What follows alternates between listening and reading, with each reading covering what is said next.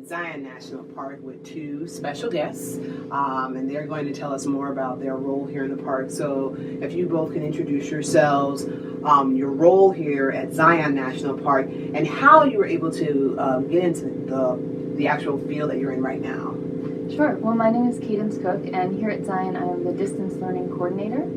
And I've been working for the Park Service for about 6 years now, doing various things from backcountry to interpretation. But this particular job kind of melded together my love of doing visual information, working with technology, and then teaching about the park, in particular connecting with kids. My name is Andy Buttram, and I focus on a program called Concrete to Canyons currently. I help with all things within the education department, but my main focus is that which is an outreach to underserved populations and to host them within our national parks in Utah. This is my third year working with the National Park Service, and my background is as a teacher for 12 and a half years. Wow. So how did you actually get into this type of work? Well, it was kind of just always a dream for me to work for the National Park Service, and it just reached a point where I just decided to move west, where it seemed to be a easier goal to attain, and just go for it and apply and keep applying. And you said you were a teacher for 12 years? Or Yeah. what subject and where did you teach? Believe it or not, health and education, physical education, in Georgia.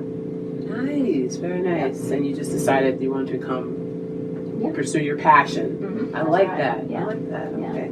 And Cadence, how about you? Were you always into the park, or was this kind of something that you fell into, or? I kind of fell into it. I had one of those post-college confusion about what to do with life, and remembered that I've always loved being out in nature, and just heard about an internship, and it kind of just took out from there. And how long have you been with Zion, or actually the national parks? I've been with the national parks since actually 2012. That was my first internship, and then I've been here at Zion just about 2 years. And now that you're a part of the parks, what challenges do you face within your jobs, or I should say here at the park? Sure. Well, here at Zion specifically, and actually a lot of national parks around the country, we're having a huge amount of visitation. Our visitation is going up incredibly, which is in part wonderful because it means more people are experiencing the park.